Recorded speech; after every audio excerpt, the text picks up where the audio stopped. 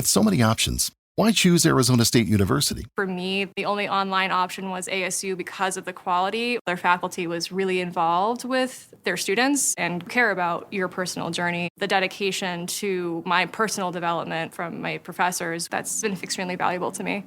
Earn your degree from the nation's most innovative university. Online. That's a degree better. Explore more than 350 plus undergraduate, graduate, and certificate programs at asuonline.asu.edu. I earned my degree online at Arizona State University. I chose to get my degree at ASU because I knew that I'd get a quality education, they were recognized for excellence, and that I would be prepared for the workforce upon graduating. To be associated with ASU, both as a student and alum, it makes me extremely proud, and having experienced the program, I know now that I'm set up for success. Learn more at asuonline.asu.edu.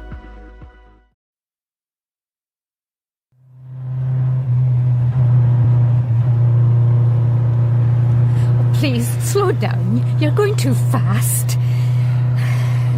Oh, stop! Please stop! You're frightening me!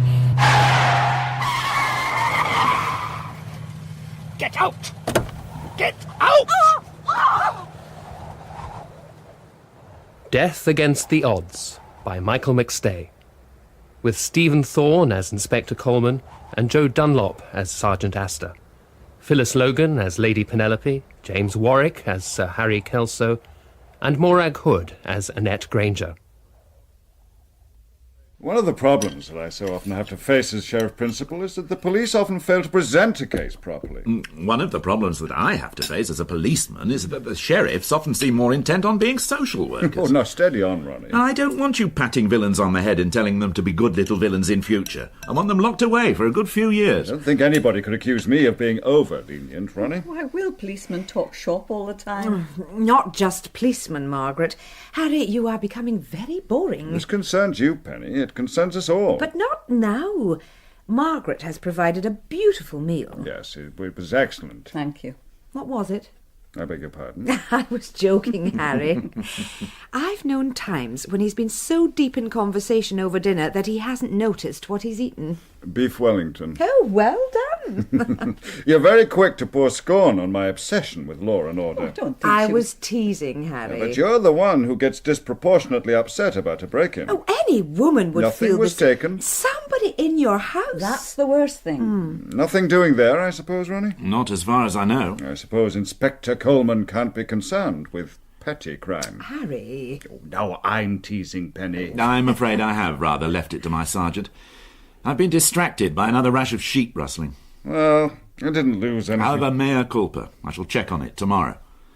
You know, I don't really understand why a chap like you becomes a policeman in the first place. Oh, Harry, please don't start him on that. Now, would anybody like some more sweet? The meringue. Somebody has to do it. Cheese. Oh, no, thank you, Margaret. But why you, Ronnie? You've a first-rate education, you're comfortably off. More than comfortably off. Well, there's nothing that says that the copper has to be a Mr. Plod. In fact, in this high-tech age... Yes, but all the same. And I married money. Ronald. Well, I didn't mean to pry. Then please don't, darling. But when one thinks of a policeman... People rarely do think of policemen, until they need them. We have refuse disposal experts, I believe we now have to call them. To keep the rubbish off our streets, somebody has to keep the human rubbish off our streets. I'm going to serve coffee in the library. Excuse me for 5 minutes. Ronald. Yeah, I'll bring brandy and port through. Penny? Oh, I'll give you a hand. I had no idea of causing offence. You have a gift. My sergeant always complains that nobody loves a copper until they need one. No, surely not. It's true to say that most of the people I know best are Margaret's friends. Well, I hope you'd consider Penelope and myself. Yeah, but I met you through Margaret. You take my point. Well, I came to you after the break-in because you're a friend. Yeah, I'm sorry there hasn't been any progress. And Ronnie, how does a girl set about attracting her host's attention? Are you going to escort me to the library, or shall I try to find my own way there? Forgive me. Let me just get the brandy. Well, I accept that the likelihood of catching a couple of chances is pretty remote. I might forgive you when I have a large brandy in my hand and you promise to spend the rest of the evening telling me how fascinating you find As me. long as anything I say is not taken down. In any case, there was no real doubt. Oh, Harry. I deliberately didn't invite anybody else. I felt it's been so long since we saw you and Harry. Oh, so much better. And I hate those dinner parties where far too many people sit around. Oh, when the best conversations are happening at the other end of the table. And you've got the two most boring men at the party on either side of you. Of course, I'd quite forgotten your father was a policeman. Yes. I remember the case. Dreadful business. It was at the time. Shot while investigating a break-in at a jeweller's. Today, the death of a copper makes a good front-page story for, 48 hours. In those days, the public outrage lasted until the man was caught, and then for weeks after that, while the hanging debate was resurrected. Well, the man was caught. Given up by the criminal fraternity. How do you mean? Well, those were the days when the real villains would never countenance guns. And as for killing a copper... It took just 4 days before a series of tip-offs had given the police the killer, the gun, and the evidence. Good Lord. Will you have another? Yes, thank you. It's a very fine brandy. Ronald, if you're offering more brandy, should I make more coffee? Oh, I should love some, Margaret. I assume I'm driving? You assume correctly, Penelope. Oh, dear. It's all right, Ronald. I'll get it. Is that the reason you became a policeman? No, not at all. Very different now, I imagine. Are you two still talking shop? Yes, the man who killed my father had nowhere to hide. His own kind turned against him. But today... there's a sickening air of casual violence. A bunch of kids will kick an old lady unconscious with a 10-penny coin in her handbag. I'm afraid it's for you, Ronald. Sergeant Astor. Damn!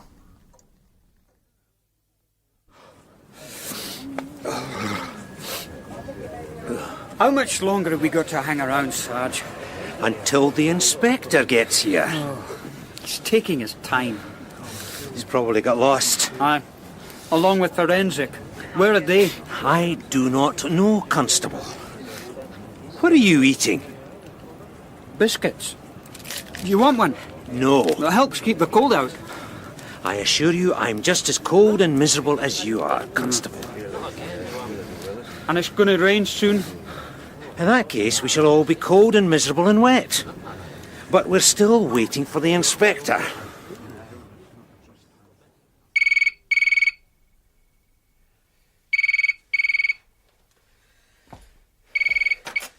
Granger.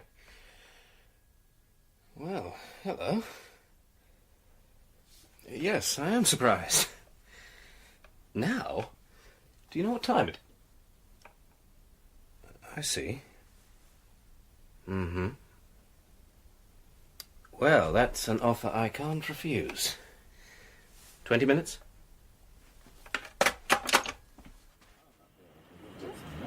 Sarge! Thank the Lord for that. You reckon that's him? If it is the inspector, we still have to wait for forensic. And if it's forensic, we still have to wait for the inspector. Bloody hell. What was that, Constable? Nothing, Sarge. Good. No. It's a man's life in the modern force, Constable. There you are. Good evening, Fred. Evening, sir. Got a bit lost. Miserable night. Especially when you've been hanging around for more than an hour. I hope I don't detect a note of tetchiness, Fred. Oh, I hope not, sir. Most unlike you. I had to wait for a car. Well, Margaret had a dinner party. I was in the middle of a very fine cognac when you called. I was in the middle of a pasty and a mug of cocoa. Thought it advisable not to drive myself. So, why have you dragged me out? Apart from bloody mindedness. Got a dead woman. Take a look. Suspicious circumstances? Possibly. Possibly? Fred, it was a Hennessy XO, 30 years old. Sounds nice. Now, what I'm saying is, couldn't you handle it yourself? And you know her, sir. You know the husband. Do I? Is that him? Oh, no, sir. That's the motorist who found the body. Got his statement, etc.? Yes, sir. All right, let him go home. Evening, sir. Good evening, Constable. What are you eating? Biscuits, sir. Biscuits? Aye. Helps keep out the cold. Does it? Get rid of them, Constable. And tell our friend there that he can go home. Yes, sir. All right for some.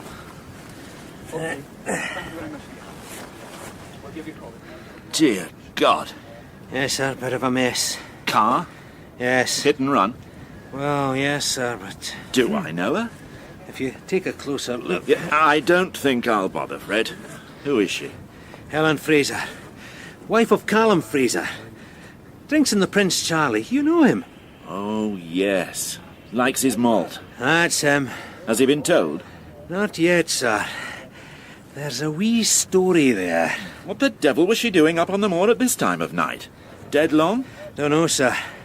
The thing is, the state she's in, I'd swear she'd been hit more than once. What do you mean? Front and back. Sir! Ah, that'll be forensic. They're a bit late, aren't they? Well, I sent for them. Perhaps they got lost, sir. It can happen. Now, there's some likely-looking tyre tracks on the verge over there. We'll be able to take some casts. Well, they'd better be quick. It's starting to rain. Oh, there. Oh, damn and blast. Who is it? Sir Harold Kelso.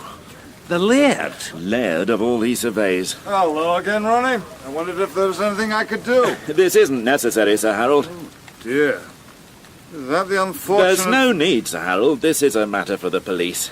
My sergeant, and this is Sergeant Astor. Evening, sir. He made the call. Yes. He has everything under control. Possibly, but you're on my land. Merely thought I might be able to help. Might know her, one of my employees, perhaps. I don't think so. Let me have a look. She's in a bit of a mess, sir. Oh, I've got a strong stomach. Constable, get on the radio again. Find out where forensic are. Yes, sir. Could I have a word, Sir Harold? Yes? By your car. I appreciate your offer of help. Oh, not at all. Bit of excitement? Well, I don't consider a violent death a bit of excitement. This is a police I'm matter, a sheriff, Ronnie. Well, then, if this case should come before you, you'll be apprised of all the relevant facts. Oh, don't be so pompous, man. Harry, you reek of alcohol. Are you going to breathalyze me? You place me in a very embarrassing position. If one of my officers... I am on my own land. You are on a public highway. You don't have to explain the law to me. You're presuming on a friendship, Harry.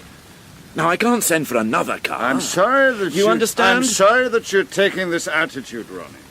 I'm sure you know your job, but it seems I might presumptuous to turn down an offer of help from a member of the public, particularly when that member of the public is a person of some influence in local civic circles. Friends in high places. Yes. Thank you for your offer of help, Sir Harold. Now go home and drive carefully. Fred? Sir? Where the hell are forensic? I'm getting soaked. Oh, your friend leaving, sir. A bit full of his own importance. Now, where are these tyre tracks you were telling me about? They're just over here. Actually had the nerve to utter vague threats. A bloody idiot. Kelso? Oh, that biscuit-eating... That idiot constable. The tyre tracks. He hasn't covered the tyre tracks. They're half washed away. How unfortunate. How will you explain that to forensic? I suspect this is them now. With so many options, why choose Arizona State University? For me, the only online option was ASU because of the quality. Their faculty was really involved with their students and care about your personal journey. The dedication to my personal development from my professors, that's been extremely valuable to me. Earn your degree from the nation's most innovative university. Online. That's a degree better. Explore more than 350 plus undergraduate, graduate, and certificate programs at asuonline.asu.edu. It's common knowledge around the pub. And a few nights back, Callum arrived in the bar, ordered a drink, and suddenly burst into tears. What? Through his sobbing, he tried to explain that his wife was having an affair. Which you knew. We also knew that Callum knew she was having an affair. And didn't give a damn as long as she was around to cook his meals and iron his shirts. Well, a man should have his priorities, right? But then he got around to the truth of the matter. It seemed that he'd just got his bank statement and discovered she's been forging his signature to his cheques. Good Lord. Well, he's a prudent man's Callum. His wife's affair was acceptable within certain limits, but the fact that he was paying for it as well... Oh, quite beyond the pale. Since then he's been back in the pub, drinking heavily and making wild threats about what'll happen to his wife. And you think that... It's a possibility. Inspector Coleman? Has he been notified? Not yet, sir. I wanted this talk. Dr. Calderside. Good evening, Doctor. Well, good morning. I'm sorry to have kept you waiting. I'm afraid your young woman through there is in one hell of a mess. That's why I'm here. Yes, of course. Foul play. You tell me, Doctor. Well, I haven't yet had a chance to do a full post-mortem, but it's clear that she has been hit more than once, certainly twice, maybe 3 times, before she lay down and died, as it were. That's what my sergeant said. And I'm certain that she was then run over yet again while she was lying on the ground. Yes. You don't sound very surprised. Oh, I've been a policeman a long time. Are you able to tell me at what stage of this terrible battering the poor woman actually died? I can't tell before I open her I eyes. need to be quite certain that she couldn't have been hit, for example, by any other passing car after the original accident. It's not as if she was found on Sucky Street, is it, sir? All right, Fred. The only alternative is that one hit-and-run driver had the same accident 3 times. Yes. Yes, I'm afraid we are looking at a particularly unpleasant murder. Could you get me an autopsy report as a matter of urgency, Doctor? Oh, yes, of course. Thanks very much for your help. Not at all. Right. Get round to the husband, Fred. Yank him out of bed and let's see what he has to say. No, sir. Well, let's not keep him waiting any longer. One way or another, he'll be expecting a call from us. You'll be going to the station? Oh, I don't think so, Fred. I'll leave you to soften him up. I'm cold and wet and just a little deflated. I think I shall go home and see if there's any brandy left. Oh, I'm sure Mrs. Coleman will have left you a dram, sir. Oh, I'm sure she has, Fred. She takes great care to indulge my little luxuries. And why not? After all, a Hennessy XO, 30 years old. Just come in, Sarge. Good. Got the morning report ready, Jackie? Have it on his desk in 5 minutes. Good, man. The sooner we get through it, the sooner I get my head down. Rough night. Duty, young Jackie. Morning, Fred. Morning, sir. Morning, Young, sir. Oh, yes. Well, how did it go, Fred? Very well indeed, sir. Still got him here? Oh, yes, sir. Booked and locked up. Booked? And locked up. You missed all the fun, sir. Callum Fraser? No problems. He was actually trying to clean his car down when we arrived. He'd been drinking. Didn't even pretend. Broke down as soon as he saw the uniforms. Well, what had he done? Just what we thought. Drove his wife up onto the moor in the late evening, then told her to get out. Drove the car straight at her. Took him 3 or 4 attempts to kill her, he's not sure. I can't understand why she didn't run off across the moor as soon as she realised what he was up to. Ah, she was probably a sport. Didn't want to spoil his fun. I'm sorry. But she would scarcely expect him to drive the car at her. And after the first blow, she'd be stunned, unable to think or move quickly. Ah, poor woman. Yes. Well, the excitement's over. What else do we have? Young should have the morning report. Come. Is that the... Morning report, sir. Anything interesting? Usual stuff, sir. What is the usual stuff, Young? Another outbreak of sheep-rustling. Well, I thought that one was all sorted out. It's the Kendrick brothers. Is it, sir? Yes. How do you know? Oh, Fred. Because it's always the Kendricks, Jackie. But we haven't got any evidence. Then go and get some evidence. Me, sir. You know where they live. The Strathallan estate, Jackie. The other side of the moor. We'll give you something to do with your day, Constable. Oh, yes. Thank you, sir. Check with me later, Jackie. He's not a bad lad, sir. He's a raving idiot. A disaster area. The occasional word of praise. When he does something praiseworthy, I shall be the first to recommend he be transferred somewhere where his talent can flourish. What else have we got? There's a couple of stolen cars. Somebody needing a lift home. They'll turn up in Glasgow. And a domestic. Oh, wife beating up her husband. He won't lay charges. Looks bad in the pub. Good grief, there's nothing there to occupy a constable. Whatever happened to major crime, Fred? Spoke too soon. This is it. Coleman? Good morning, sir. Yes, sir, of course. Is it a killing in Kilmore's, a massacre in Monkton? No, sir. Just going through the morning report. Another lacklustre day. Yes. Yes, sir. Superintendent Macaulay wants a word. At once. Sounds tetchy. This report, will when I get back. I was hoping to get my head down. Of course. Grab a cup of coffee, Fred. I won't be long.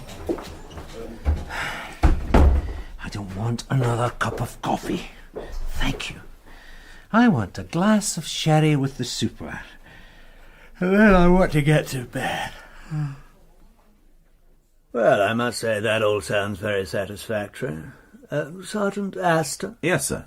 There's no possibility of a cock-up. What do you mean, sir? Well, you know, I mean, there's so many people, the press baying for our blood. The confession, all pucker? If I know Astor, recorded with a witness and repeated in front of a lawyer, no, sir, he'll have got it right. Good, good. I'll commend him from me. And that wasn't why you wanted to see me, Superintendent? Oh, no, not directly. Would you care for a sherry, Ronnie? Is that the, Yes, it's the one Ellsworth discovered in the local supermarket. It's rather good, eh? Yes, but not for me, thank you. Bit early. Oh, yes. Well, I suppose I ought not to, but... oh, well. Having lunch with Harry Kelso. That'll be nice, sir. He's a good man, Ronnie. Very powerful locally. So he tells me. Well, I might as well come straight to the point. I've had a complaint. The day will be when you don't have a complaint. No, this one is personal.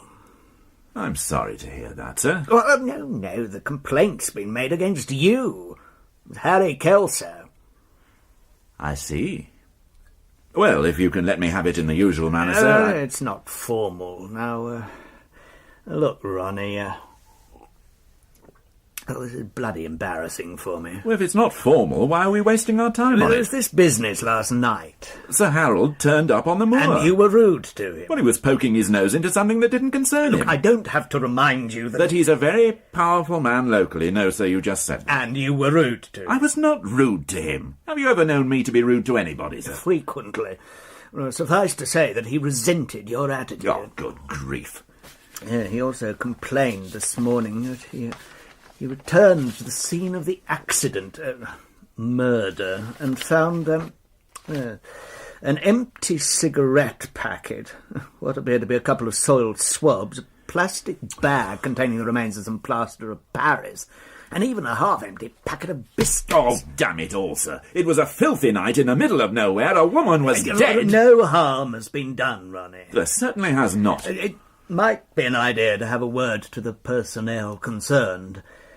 We are very vulnerable to criticism of any kind, particularly when it comes from someone like Sir Harry. I'll speak to them, sir. He's a good friend of the force, and we need all the friends we can get. The man's a pompous idiot. Yes, well, I have nothing more to say.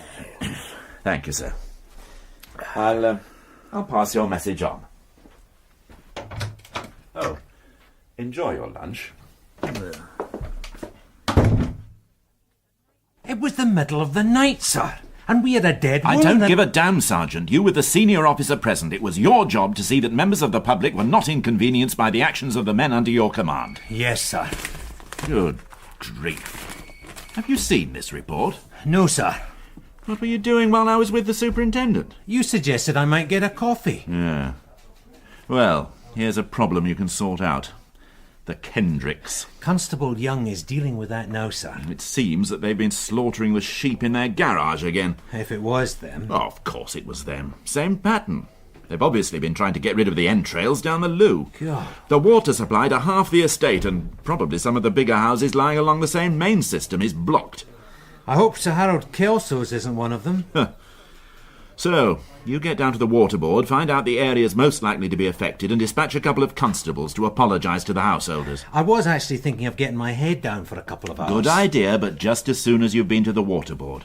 I can't send a constable, needs a bit of authority. Yes, sir. Jamie Parish? Sir? Who the hell is Jamie Parish? Oh, yes, I did know about him, sir, the shoes. That's right, the shoes. He was nicked for stealing 2 left shoes from the rack outside Dulce's. Remember, a staff recognised him when he came back next day to nick a couple of right ones. Well, why am I bothered with this? It's the Daily Report, sir. Yeah, and what's this? The lead's gone from the roof of the church at Kilmore's? 2 weeks after work to replace it was completed? Well, I thought the lead went from the roof 20 years ago. Well, that's true, sir. The congregation has been collecting since then to replace it. It was quite a feature, apparently, very intricate working. Why don't the good people of Kilmore save everybody's time and energies and just take up a collection for the local villains? If this is the sort of crime that lands on my desk, Fred, do you understand why I get bored and frustrated? And why I get extremely angry with the likes of Sir Harold Kelso? Who is that? It's Constable Young, sir. What does he want?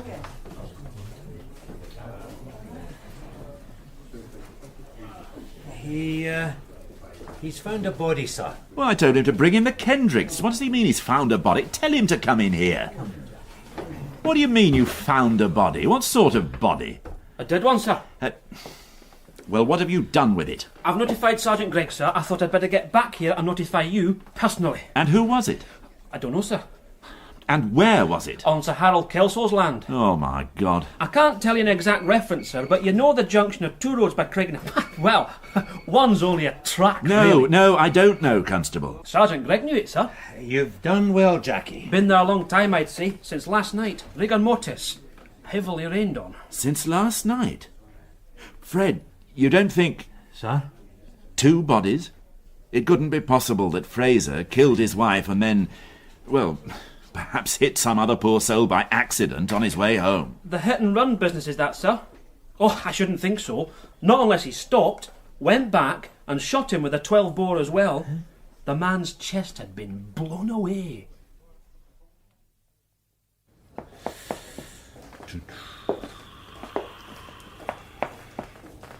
Do you know anything about this man?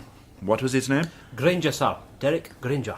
Who identified the body? Sergeant Gregg knew him, sir. Quite a local celebrity. Sergeant Gregg? Derek Granger, sir. He's a bookmaker. And Sergeant Gregg likes to follow the horses. Are you telling me that Sergeant Gregg made the formal identification? No, sir. Then would you answer my question? Yes, sir. Which question was that? Good grief. Only asked 2 questions. Never mind, Young. Is Gregg still here? No, sir. He took the lady home, sir. Which lady? The lady who identified the body. And which lady was that, Young? Inspector Coleman. Yes. Oh, I'm sorry. I always seem to keep you waiting. No, forgive me. I was trying to elicit some information from a reluctant witness. Dr. Calderside, this is Police Constable Young. Hello, Doctor. Hello, Constable. Constable Young found the body. And then I informed Sergeant Gregg.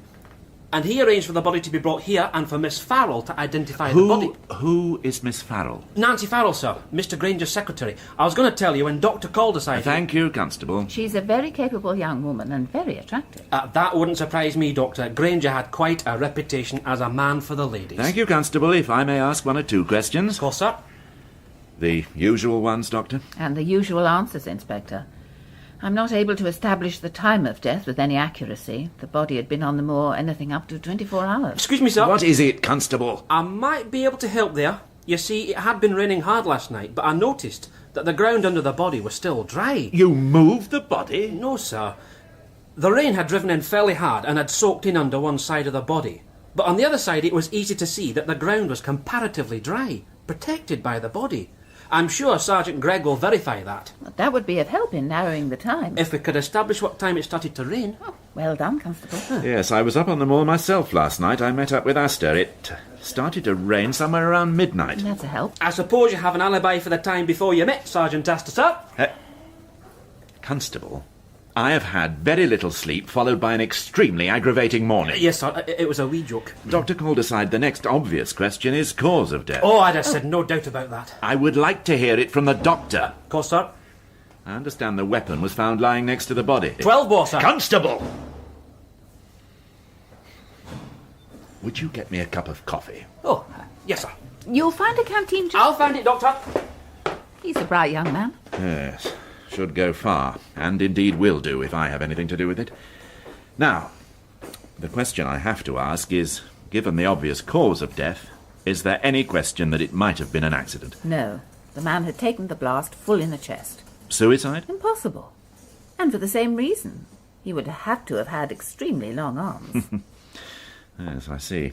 So it's murder. I would say so. 2 murders in 24 hours. Well, that's very exciting. I wonder what odds our bookmaker friend would have given against that happening.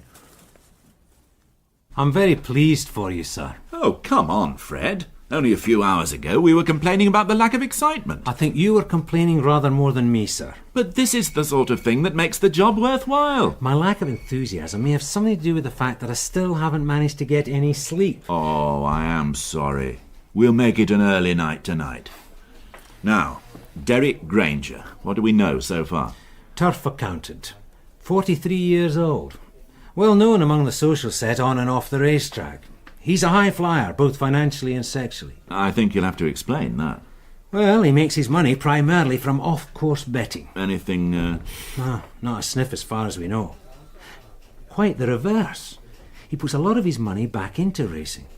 A great benefactor of local stables and the courses themselves, even south of the border. Really? Wherever he has betting shops, he makes sure the sport benefits locally. However, he's reported to have heavy investments in a variety of other interests. You've done a lot of work in a very short time. Most of it's Jackie here. Oh. No more than common knowledge, sir. Yes, well, I'm only interested in bookies when they get themselves killed. Now, what about this sexual high-flying? I take it we're not talking about the Mile High Club. What's that, sir? This is from Sergeant Gregg. Granger was renowned to be a sexual athlete of Olympic standard. But apart from the gossip, he was certainly photographed regularly with a variety of beautiful women on his arm. Well, so far, his lifestyle seems highly commendable and rather enviable. Oh, you might have hit on the word, sir. Envy. A motive? Well, people don't kill from envy, do they? You can't be a Derek Granger without being the subject of a lot of rumour. Most of it bad. Nobody bothers to start good rumours, sir. And what are they saying about Granger? That there's a number of married women, some married to very eminent folk who, well, I don't have to tell you, I'm sure. I see. Tell you what, sir? But it's rumour. We can do some digging. What we're digging for? It's a possible motive. What is? But money's a more likely one. Does he have a head office? Oh, yes. Right, then we start there. Where are you going, young? Were you, sir? I don't think so. But I thought I was on the case, sir. Did you? I found the body, sir, and I notified Sergeant Gregg, and I went with you to the hospital. Seems fair, sir. Yes, I suppose it does. All right, young. This is your big chance. Yes, sir. Sergeant Astor and I will see what we can dig up at Granger's office. You can stay here and go through everything and anything that you can find about him. And then sit by the phone and wait for our call. Well, someone has to do it, Jackie. I suppose so. What am I looking for, Sarge? Anything. Start with his financial dealings. Find out who his accountants are, his lawyers, his stockbrokers. Somebody somewhere has a motive for killing him. And the married women, Sarge, I don't quite follow. Sex, Jackie. Sex. With married women? It happens, Jackie. It's a wicked world. Sarge? Yes, Jackie? Do you have the address of this Mile High Club? I'm surprised to find you here, Miss Farrell. After your ordeal. The world does have to go on, Inspector. Derek was at the head of a huge enterprise. A lot of people rely on me being here. What exactly is your position in the firm? I understood secretary. Derek's little joke, Inspector. I started as his secretary, so he's always referred to me as that. In fact, I run the entire turf accounting side of his business. Well, that's quite a responsibility. For a woman? For anybody. It's in my blood. My father was a very well-known on-course bookmaker. Some years ago, there were allegations. Tattersall's banned him from attending any race meeting for the rest of his life. Sandy Farrell? That's right. Ah. Derek never believed the allegations and offered my father the job of racing manager here. Daddy accepted, but the damage was done. He died a few years later. Racing is my life, Inspector. So when did you last see Granger? Yesterday. He came into the office every day. He may have had many other business interests, but his life was in racing as well. Can I get you anything, Miss Farrell? No. Thank you, Sergeant. I'm perfectly all right. Horse racing has traditionally gathered around it some of the less desirable elements of society. Traditionally? But reforms over the years? Improved policing, stronger powers for the jockey club? Not to mention scientific advances have meant that it is increasingly difficult to turn a dishonest penny. What about this, what do you call it, the betting shop side of things? Off-course betting? Inspector, everybody knows a way of beating the bookies, legally or illegally. The fact is that everything has been tried before, and the few that have succeeded only ever do so once. You'll never hear a bookmaker call gambling a mug's game. I understand Granger had quite a reputation with the ladies. Had he? Common knowledge, Miss Farrell. Is it relevant? Well, I'm looking for a motive. It's possible. Derek had immense charm. Coupled with his good looks and the power that his money gave him, it was a heady combination. Irresistible. Oh, yes. Once she had experienced the Granger method, the champagne flight, the box at Longchamp for the Arc de Triomphe, dinner at La Serre and the suite at the Georges V. No woman could resist. No one? I did, Inspector. I don't believe in mixing business with pleasure. I've always known that somebody was going to inherit Derek's betting empire, and it might as well be me.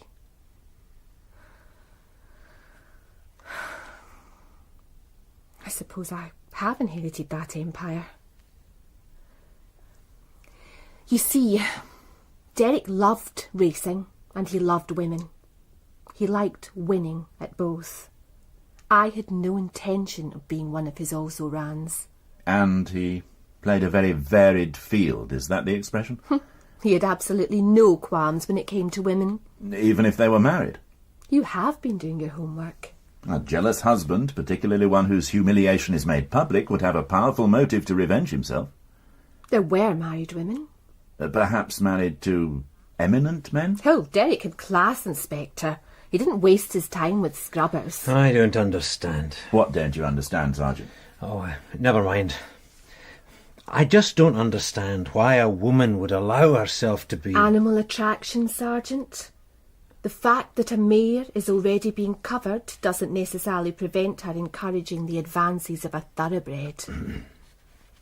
Names? I suppose I could give you a couple. No more than you could find out for yourself. What about a jealous woman? No. You sound very sure. You never met Derek. No woman would destroy such a beautiful thing. Even if she knew it couldn't belong to her? Not while there was the remotest chance of her being able to possess it again. There is another line of investigation open. I'm sure there is, Sergeant. Money. The other prime motive. I suppose you're thinking of me? I apologise for my Sergeant, Miss Farrell. He has a very prosaic nature. I shall benefit substantially from Derek's death. I wasn't thinking... I was thinking about people that owed him money. Perhaps big money? Would there be people who... Yes. I hardly have to tell you that such information would be highly confidential. Yes, I hardly have to tell you that court orders are already being prepared that will enable me to inspect all Mr. Granger's books. Of course, Inspector. There is a short list of very large debtors. Those owing in excess of 100,000. Good grief. I will have that on your desk in a matter of hours. Fred? Sir? Sorry, sir. I was asking your opinion. Oh, my mind was away. I'm having some trouble staying awake. You're having trouble keeping your mind off that young lady. Oh, you know me, sir. Once bitten. Nonsense. That was the first time you've looked more than half awake since this morning. You could be arrested for the look in your eyes. She was rather spectacular. And cool. And efficient. So, what do you think? I think she's a bit strong for a sergeant's pay packet. I meant, what did you think about what she had to say? She didn't tell us much. There wasn't much point in you being there, Fred. Well, she was honest enough about having a motive. Well, we were going to find that out anyway. And she made it clear she had no romantic attachment to Granger herself. If we believe her. But she was honest enough about her reasons, and in being honest, she again emphasised the fact that she benefits from his death. So, you think that because she's beautiful, efficient and honest and is about to become very wealthy as a result of her employer's death, we should discount her from our inquiries? I'm just not going to jump to conclusions. I'm sure you're not, Fred. I'm sorry I asked. She had a point about a woman not killing him. Ah, now there I agree. I'm not talking about Miss Farrell's half-baked theories. I'm thinking of the weapon. Women kill with knives or poison, maybe a small gun, but not a 12-bore. And where would she get hold of a 12-bore? I don't think we're going to get much further today, Fred. Perhaps you should get some sleep. Come. Oh, Constable Young, what can we do for you? I got these, sir, and the evening paper. Oh, let me see. On the front page, sir.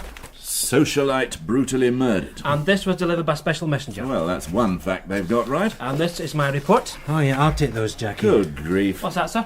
Sir Harold blasted Kelso sounding off on public morality again. Listen to this. These people must be made aware that driving a car after having consumed any alcohol puts innocent members of the public at risk. The hypocritical prig. Then he's handed out the maximum possible sentence to 2 young offenders. You can't criticise the man, sir. I could criticise his right to pontificate on a law which he happily ignores himself. What's that, sir? Oh, he really does make me very angry. Oh, in that case, this should interest you. What's that? A list of the people who owe Granger Turf Services more than £100,000. Sir Harold is into them for £100,360. My God. As far as divided a list into 2 groups. Those who owe that sort of money and can continue to bet, and those on the stop list. Sir Harold's on the stop list. May I see that? What's the stop list? Oh, just what it says, Jackie.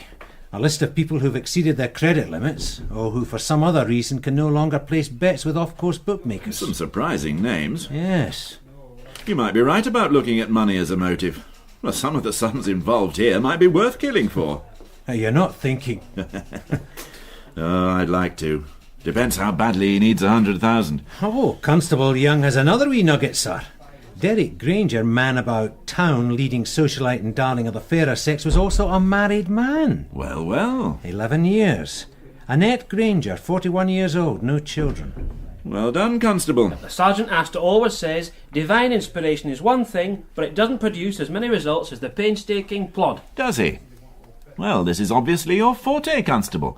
So, take Miss Farrell's list and go through every name on it. Find out everything about them. In particular, I want to know how they can afford to lose such sums of money, and why Granger would continue to let them go on losing while others he stops. What exactly am I looking for, sir?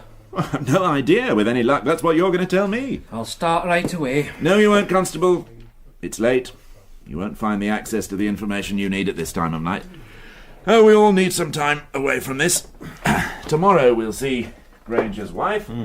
And, I expect Miss Farrell is worth another visit. Oh, yes, sir. Get to bed, Sergeant. Right, sir. And, Sergeant. Sir? Sweet dreams.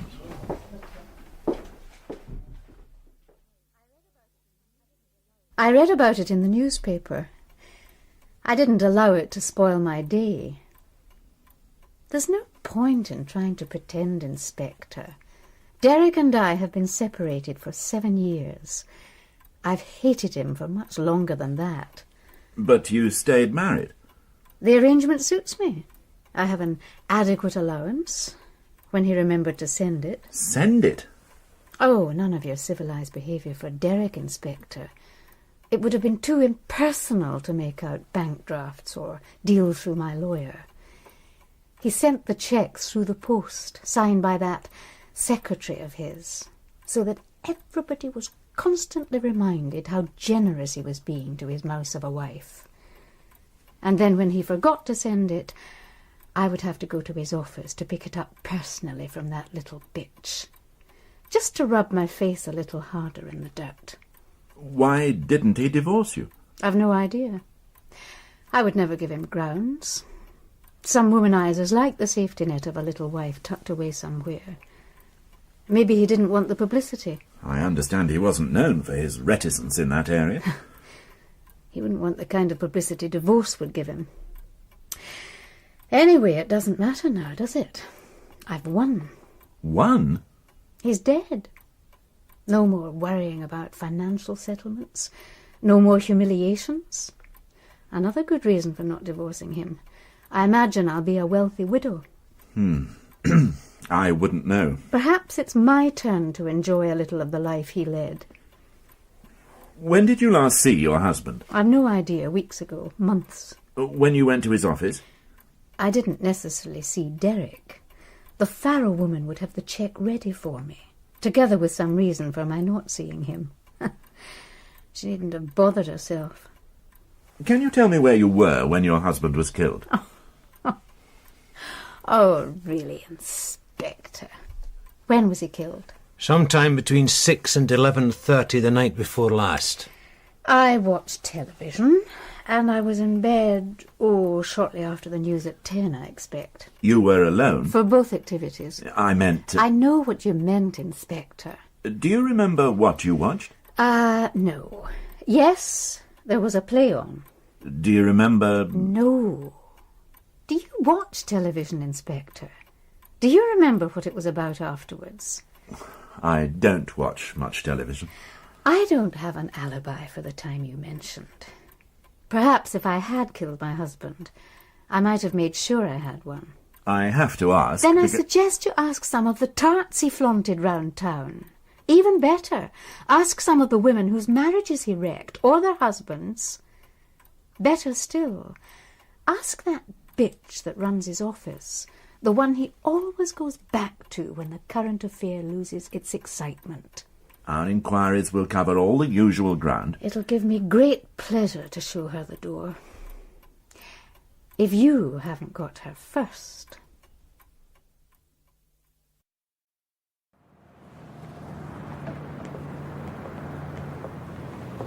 Shall do for my money, sir. Yes, an obvious choice. Nobody could have a better motive. She didn't disguise a dislike of her husband. Dislike is putting it mildly. The two strongest motives, hate and money. And she has no alibi. Which leaves method. Where did she get a 12-bore shotgun, Fred? And what's happening about that? I left that one with Constable Young. Well, let's get back to the office and find out how he's getting on. Come up with quite a lot there, sir. Good. Fingerprints first. Whose? Don't know, sir. Not on record. In any case, the killer would almost certainly have worn gloves. Constable, will you stop wagging your tail like a pleased puppy and tell me what you have to report? Get on with it, Jackie. I've traced the owner, sir. Have you? Well, not actually me. Young... Sorry, sir. It belongs to Sir Harold Kelso. Does it indeed? Are you sure? Yes, sir. Last registered owner. Well, there's a turn-up for the book. Yes. Then I'd better go and pay Sir Harold a visit. And you, Fred, you go and see Miss Farrell again, and find out if there's any connection between him and Granger other than a large debt. Right. Oh, will you be all right on your own? I'll manage, sir.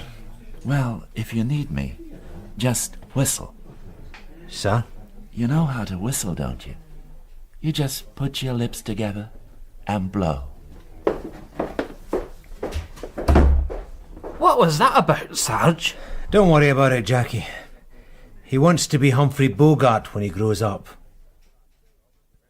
Well, somebody's obviously made an idiotic mistake. I doubt it, Sir Harold. Unless you've sold the gun and the new owner hasn't notified... Of course I haven't. Well, the problem's easily resolved. Yes. Yes, of course. Who is it? Penny, we're down here. Ronnie. How very nice. What brings you here? Business, I'm afraid, Penny. Just an inquiry. Ronnie seems to think I've mislaid a gun. Oh? You were just about to show me. Yes, this way.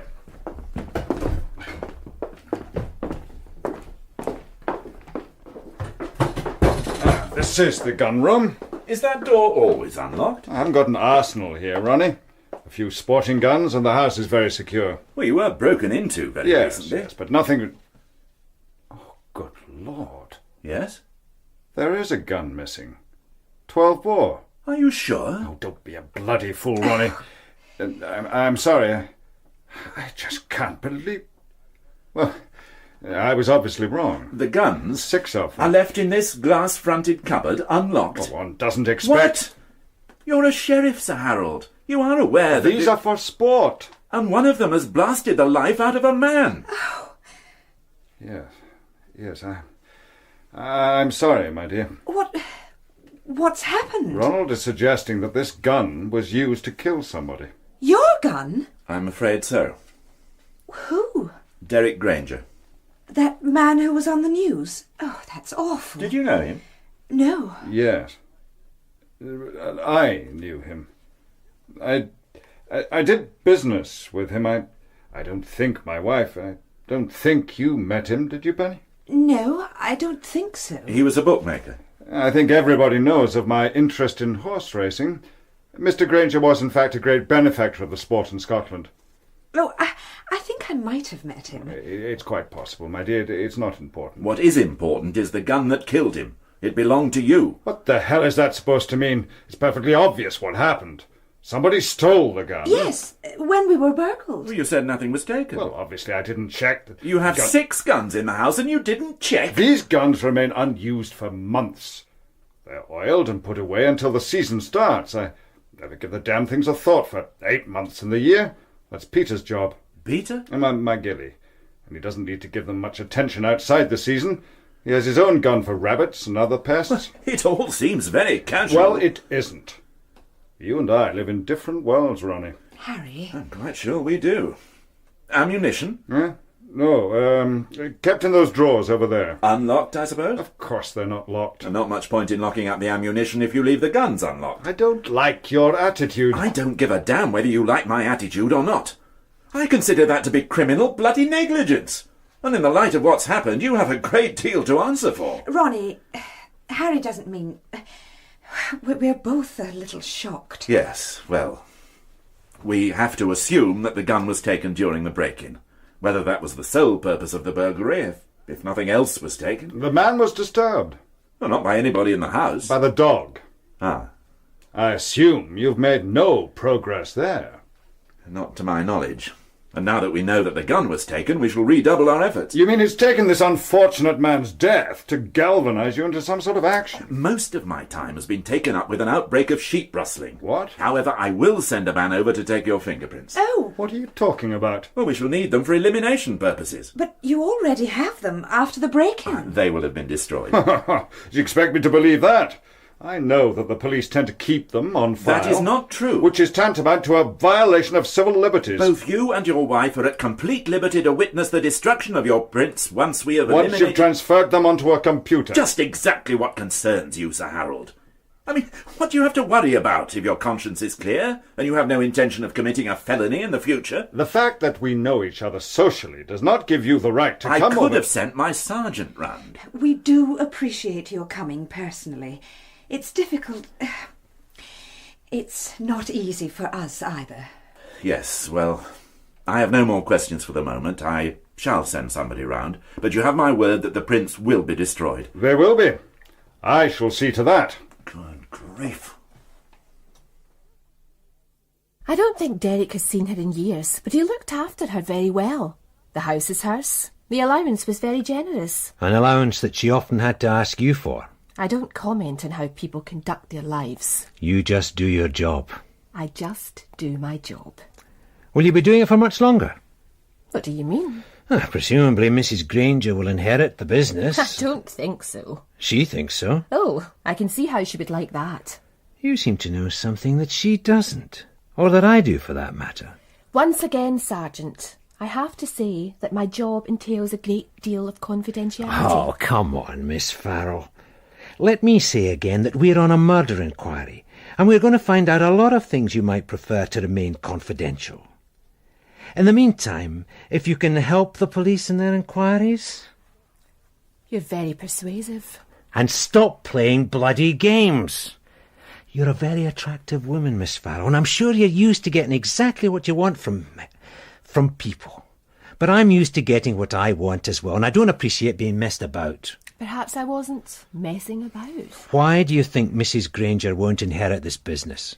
Because Derek has made arrangements that on his death I should have the opportunity of buying the rest of the shares in it. The rest of them? I'm already a major shareholder. And Mrs. Granger will be wasting her time if she even considers contesting Derek's wishes. She's very well catered for. She will be a wealthy woman and she will continue to receive a share of the annual profits. You've seen Granger's will? Yes. We were very close. Mrs. Granger suggested you were more than close. Did she? She said he had affairs with many women, but that you were the one he always went back to. She has a nasty tongue. Did he always come back to you? When it suited me. You told the inspector you didn't mix business with pleasure. Derek was purely business. You did sleep with him. And it paid off. I got what I wanted. He no longer had any real interest in the work here. I have. I did not intend to see that dreary little wife of his inherit a concern that I had helped to build up and was running successfully. I see. You're not shocked, Sergeant? Sometimes a girl has to look after her own interests. I wasn't prepared to be another of Derek's affairs to be dropped when he got bored. I made the running. His rather flashy charm didn't appeal to me.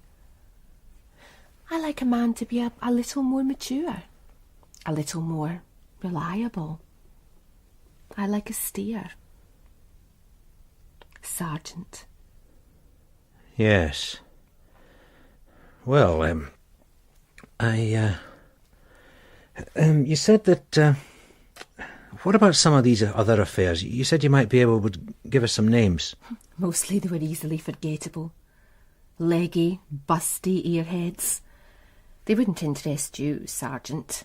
They might have bored Derek to death, but they weren't intelligent enough to bear any real malice. But there were others.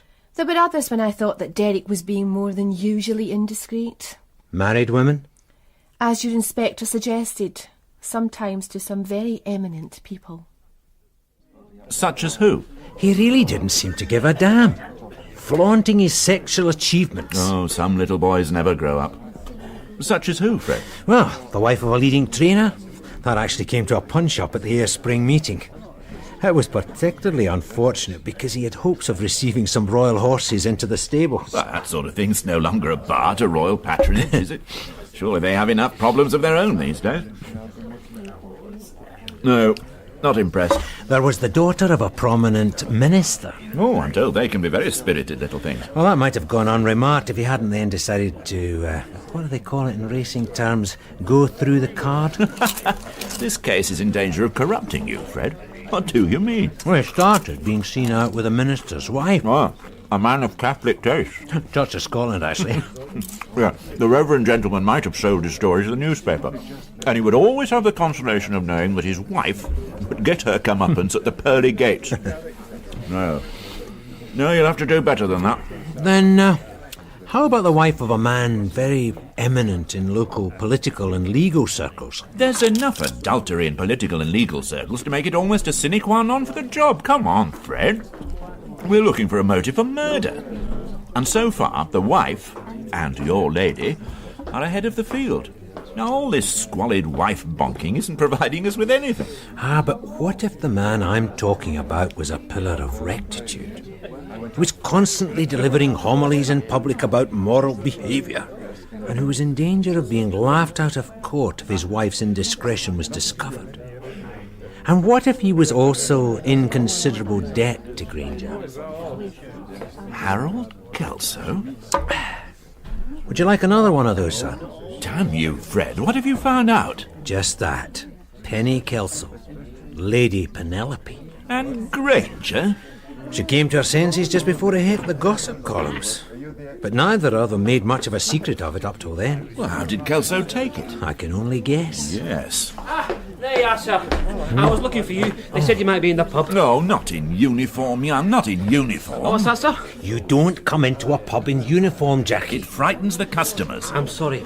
I wanted to get this to you. It's the information you wanted on the people who owed Mr. Granger money. Well, it can wait until I get back to the office. I thought it was urgent. Well, it's not. Good Lord.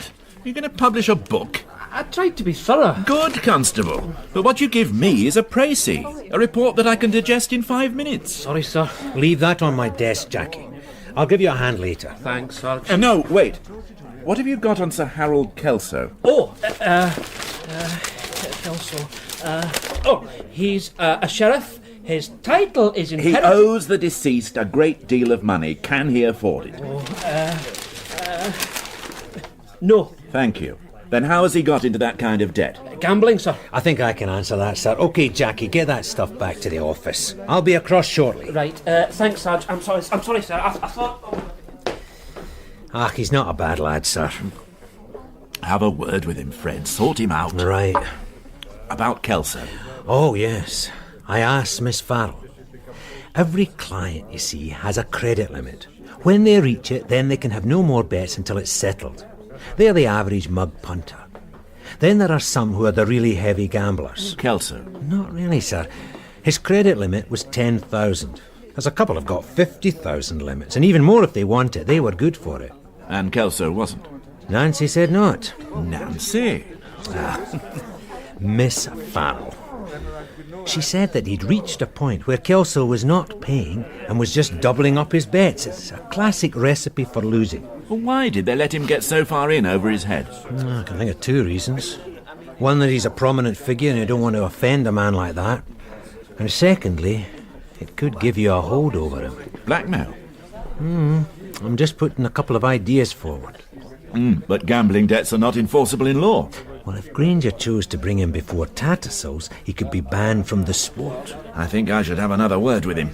He suddenly has a lot more questions to answer. All the same, I'd go a bit canny, sir. A bad man to have against you. What about the wife? You're right, Fred. Let's be thorough. Let's do it by your book. The wife first. Tomorrow morning. Which gives you time to get these in again.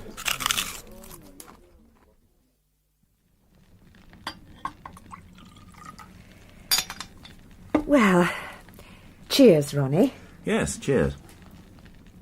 Oh, excellent. Harry has it shipped privately. Nice to have money. Connections. I'm sure Harry could arrange to let you have the occasional dozen bottles. I would certainly be tempted. You don't like him, do you? I'm not here to talk about him, Penny. No. You lied to me.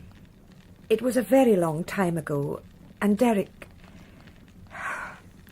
Do we have to? I could ask somebody else. No! I'm not going to make excuses, Ronnie. You didn't know him? No. He was such fun. Harry is quite a bit older than me, but I suppose I was carried away at the thought of being Lady Penelope Kelso, and the responsibility of helping him run the estate made me feel very grown up. But eventually, it seemed there was no escape from it. And the evenings spent with boring people who might be useful to Harry. Oh, that's why I love the evenings we have with you and Margaret. She's always full of the newest things happening in the theatre and in the arts, and you have such a fund of fascinating stories. Margaret says I always talk shop. Well, perhaps your shop is more interesting than Harry's. And you have a sense of humour. Oh, Harry can devote a whole evening to the possible effect of the nationalist vote on the council elections, and he's terminally worried about the lack of support for the Tories in Scotland. Oh, the Scots are a very generous race. I'm sure they will support the Tories at the first sign of the Tories supporting them. You see, a sense of humour is very sexy. I must tell Margaret that.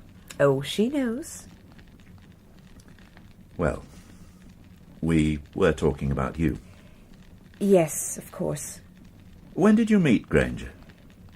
It was a race meeting. We were having a dismal day. Harry had lost badly. Gambling? Oh, no, Harry doesn't gamble. He had 2 horses running that day. They were both strongly fancied to win, and neither of them was placed. And then, suddenly, there was Derek. I remember a lot of champagne and laughter, and then he put a bet on a horse for me. He said it was bound to win, and it did, and I remember shouting at home and hugging Derek, and we laughed. I see. No, I don't think you do, Ronnie. He was charming and attentive, and he offered a social and a sexual excitement that I'd always dreamed of. The affair just seemed to start very naturally, and it didn't seem at all wrong. You see, it depends sometimes how you look at things. Words are very important. Being unfaithful to Harry was all a bit of a lark, but adultery... It was adultery. It became more and more difficult to find opportunities. Oh, Derek didn't care, but I did. Somehow the excitement wore off. For you? Yes. It would have ended naturally. But? Harry found out. I see. How? Derek told him. Oh. He said he wanted to marry me, that he was in love with me, but... Oh, Harry needed me. And somehow it has made us much stronger. When was all this? More than a year ago. And you haven't seen him since? No. And Harry? I don't know.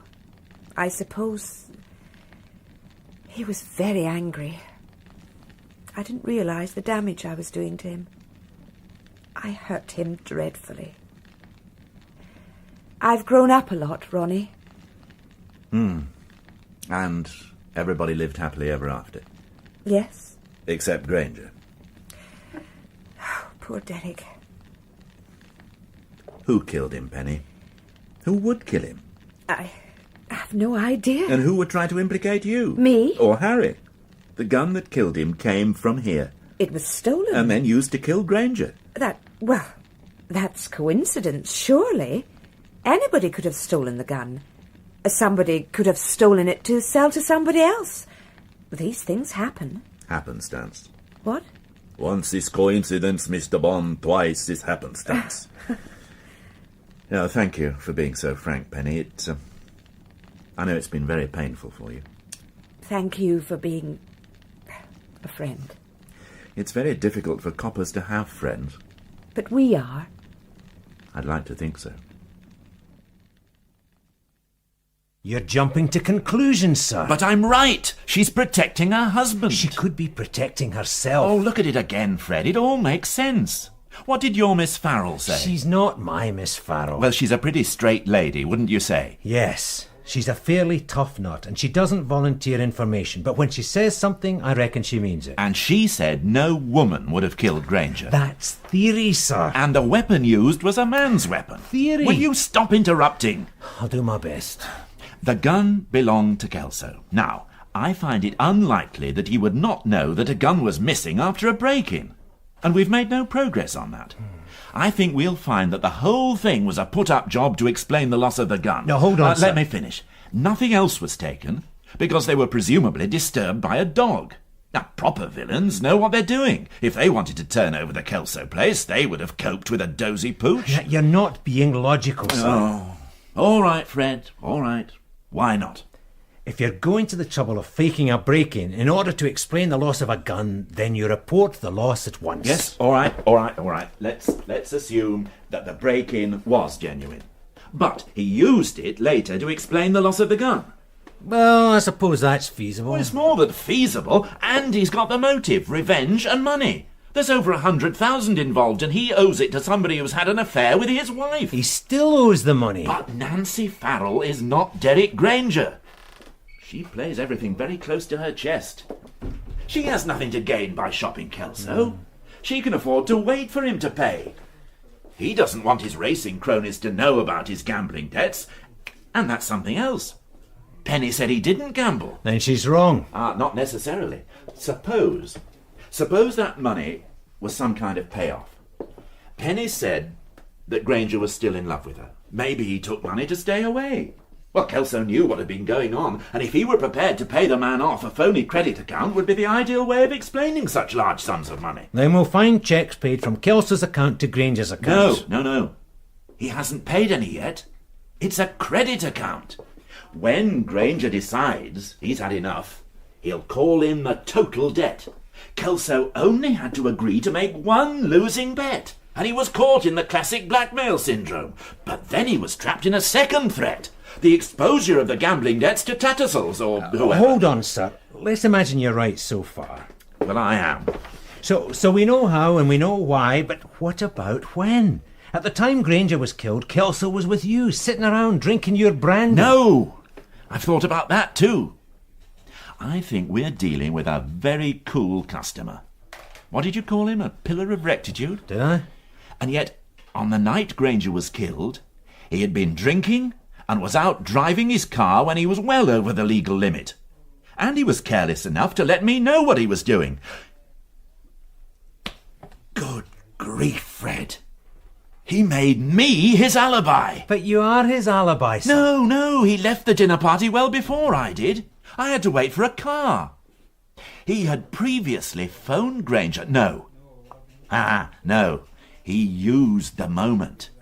He went home and phoned Granger, arranged a meeting. At that time of Money. night? Granger was blackmailing him. He met him, killed him, and then drove on to meet me. Yes, I'm quite certain he asked me where the hit and run had happened. He used me as his alibi. He'd be taking an enormous chance. Murder's a risky business. And you just said Kelso wasn't a gambler? But he didn't gamble. He worked out the odds very carefully. He sat and waited for the moment. And when it presented itself, he took it coldly and calmly. Well, obviously he had to tell Penny where he was going at that time of night, so he needed me as his alibi. Oh, but I should have seen it earlier. I mean, normally he would never have driven in that state. It was out of character. So is murder. I'll have to speak to Macaulay before I do anything. What are you up to, Fred? Oh, I'm just following up a few ideas. Tidying up a couple of things. Could you bring yourself to talk to your Miss Farrell again? Yes. I want to know exactly when those bets of Kelso's were made. I have a feeling we'll find he never made them. I'll go and see her. Yeah, and I'll go and see Macaulay. I hope he'll come with me to see Kelso. I hope you're right, Ronnie. You've heard what I had to say, sir. It's very circumstantial. And it all fits. Well, just be very careful what you say. And that's why I wanted you to be here, sir. Ronald, to what do I owe this pleasure? Oh, Ian. I wasn't told you were here. Good evening, Harry. Is this a formal visit? I asked Superintendent Macaulay to accompany me. Oh? A few problems seem to have cropped up. Really? I presume there's no point in offering you a drink. Sir Harold, I'm sure you remember the night Derek Granger was murdered. Of course. Could you tell me what you did after you left my house? I went home. And then you went out again? You know I did. What exactly is going on? If you could bear with us, Harry. Have you come to give me some sort of reprimand? I'd had a drink. Coleman made his attitude perfectly clear, and I made mine equally clear. I phoned you next day because I felt, well, it exceeded his authority. Can you tell me when you decided to come looking for the scene of the hit-and-run accident? No, I can't. Well, perhaps you can tell me how long you were out of the house that night. Quite a long time. Why? Presumably Lady Kelso would know. I was gone, at least an hour. Quite a long time. How long would it take you to drive from here to Craignafoley? Ronnie? Craignafoley? It's where Derek Granger's body was found. There's a telephone call for you. Oh, I'll take it. What are you suggesting, Coleman? I'm just trying to clarify a few things in my own mind, sir. How long? About 10 minutes. And to drive from here to the hit-and-run? About 15 minutes. Well, you were out for more than an hour. It took me a little time to find you. You knew where we were? Not exactly. It probably took me half an hour to find you. How long would it take Granger to get from his home to Craignafoley? I've no damned idea, and I don't think I'm answering any more questions until I have my lawyer present. That is your right, sir. There are more questions I want to ask. Such as? Ronnie? I want a better explanation of how your gun came to be used to kill Granger. You know damned well the gun was... And I want to know more about the extremely heavy gambling debt you had incurred to Granger Turf Services. What the hell are you talking about? That was Sergeant Astor. He said it was urgent. What was it? Oh, it's nothing he could say over the phone. He suggests you return to the station. Ah. Well, we'll not get any further here. Sir Harold has decided to exercise his right to legal representation. I suggest we all go to the station. Do you mean me? Yes, sir. Am I under arrest? Of course not, Harry. It's just a few questions. Isn't that right? Quite a few, sir.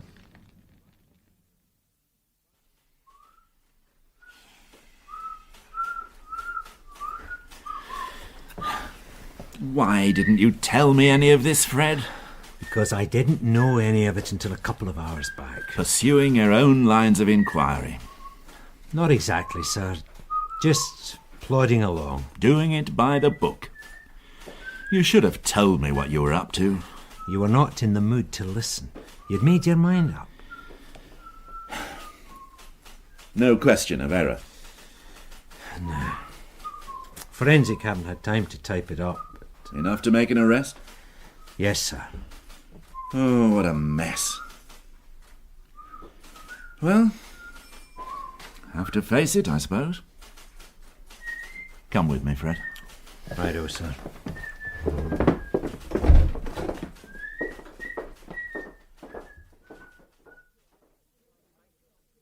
May I remind you, Superintendent, that my client is not here on a social visit. I'm sorry, Mr. Cropper. And unless you intend to lay formal charges... I'm sure that Inspector Coleman... We have been waiting half an hour.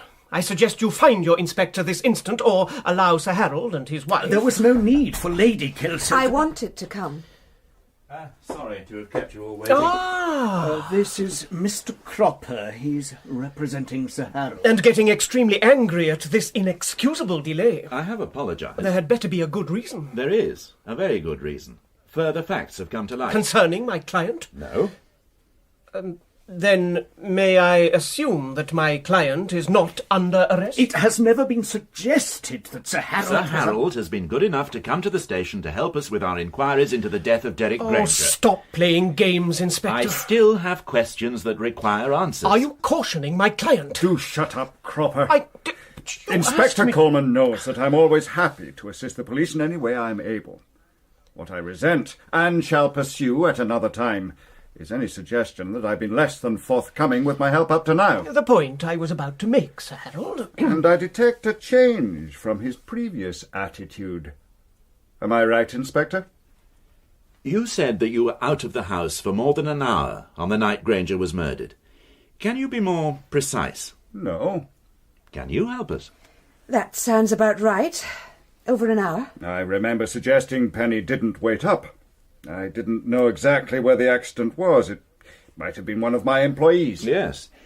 How well did you know Granger? Not at all.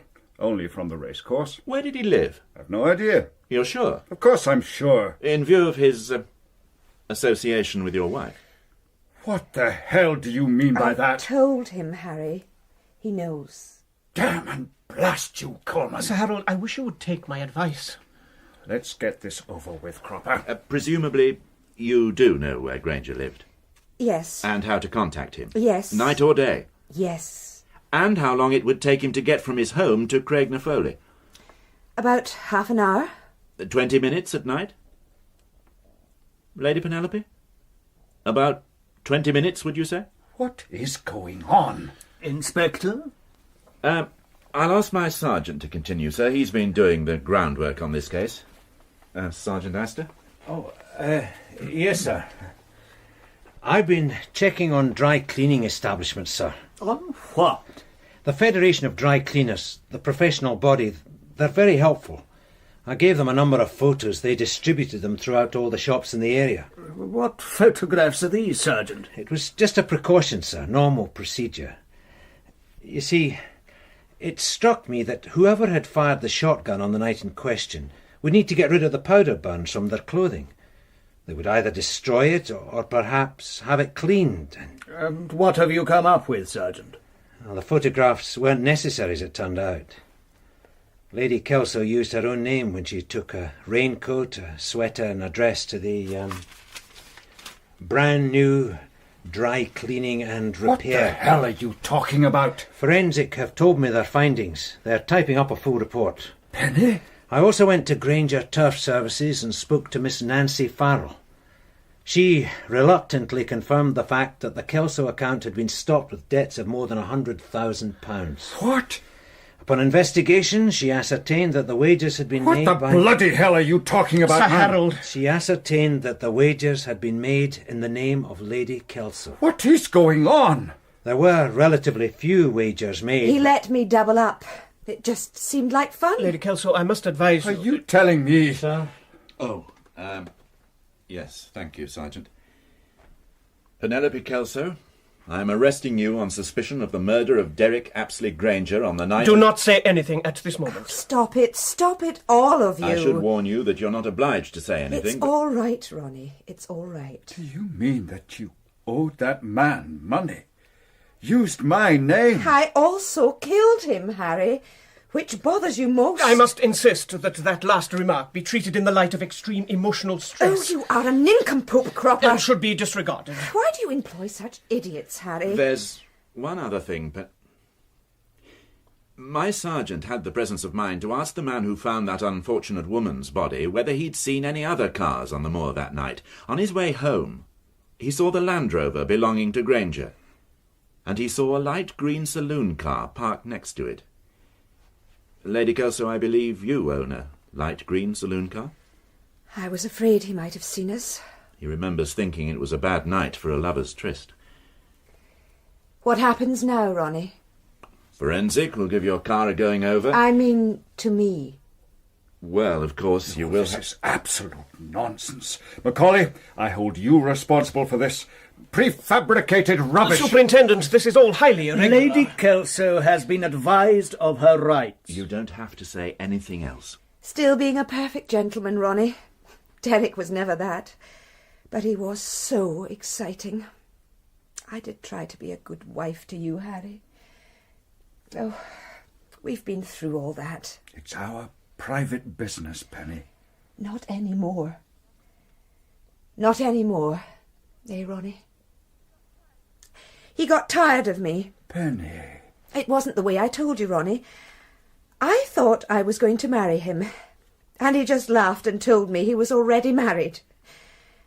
I didn't know it was possible to love anybody so much. And he got bored with me. And then there was the money, but that was only a game. It wasn't real money. But he talked about business and debts of honour. What did he know about honour? How could I pay him that sort of money? It had all been a game. Please, don't say any more, Penny. I must advise you. But you see, I had written letters. He would have made them public. I would have been left with nothing. We would have survived. Would we? Well, perhaps now, but... So, I phoned him. We'd been talking about the break-in over dinner, you remember? Did you fake that? Oh, no. There really was a break-in. Is that when you took the gun? No, I took it that night. I had known for some time that I would have to do something. And there was the moment. Harry had never let me out of his sight since... But there he was, rushing off on some quixotic errand. There'd been an accident. I wish I could have been sure that you cared as much for me. Oh, my dear. But you gave me the chance I needed. So you phoned Granger? Yes. And he came? Just like that? He would always come, night or day, when we... I knew he would come for his money. He still cared about that. And you took the gun? I would have been left with nothing. No Derek, no Harry. Will I be able to go home?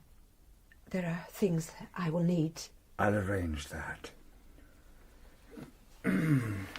Lady Kelso, if you will go with the sergeant, formal charges will be laid. Mr. Cropper, I suggest... Yes, of course. You haven't heard the last of this, Macaulay. This man, he has carried out a personal vendetta. He has harassed me, has tricked my wife. You haven't heard the last of this.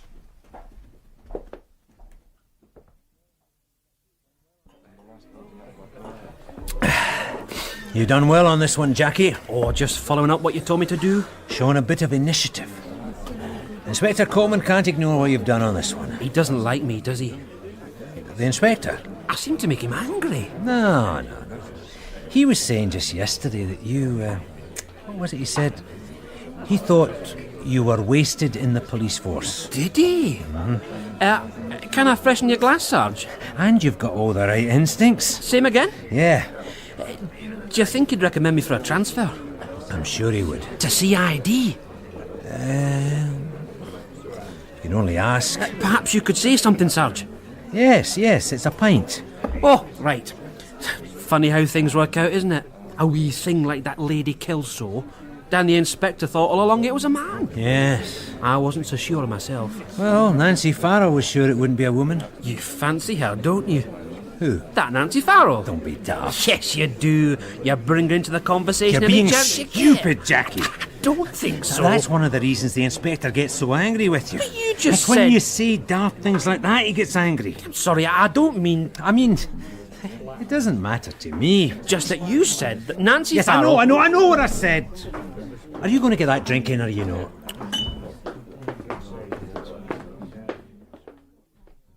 I won't hear of it. You're being bloody stupid, Ronnie. I certainly have been, sir.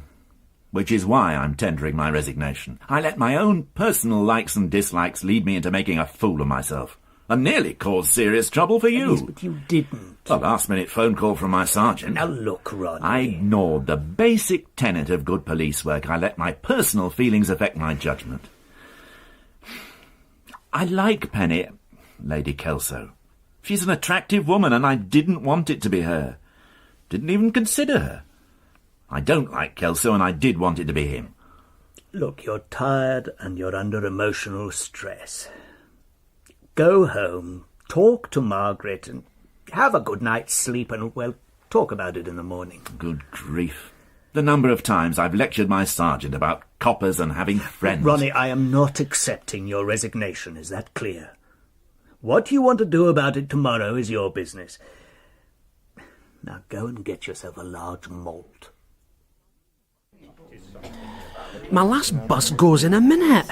What makes you think I could afford a woman like Nancy Farrell? I wouldn't know anything about that, Sarge. I mean, on a sergeant's paper.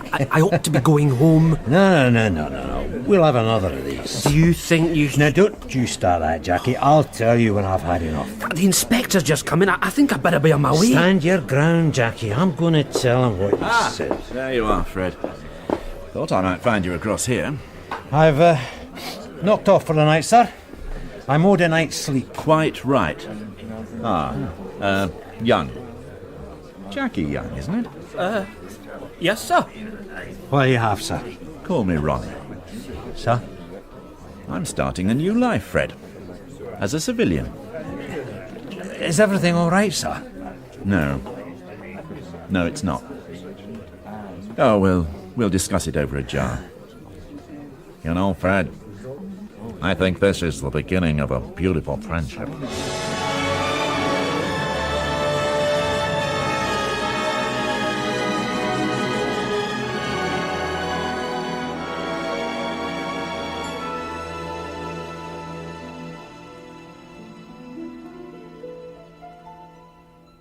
The part of Inspector Coleman was played by Stephen Thorne, Sergeant Astor, Joe Dunlop, and PC Young, Peter Gunn. Penelope Kelso, Phyllis Logan, Harry Kelso, James Warwick. Annette Granger, Morag Hood, Nancy Farrell, Elaine Collins. Margaret Coleman, Diana Bishop. Superintendent Macaulay, John Fleming. Dr. Calderside, Pauline Yates. Mr. Cropper, John Webb. Constable David Holt, and Derek Granger, Dominic Letts. Death Against the Odds was written by Michael McStay and directed by Jane Morgan.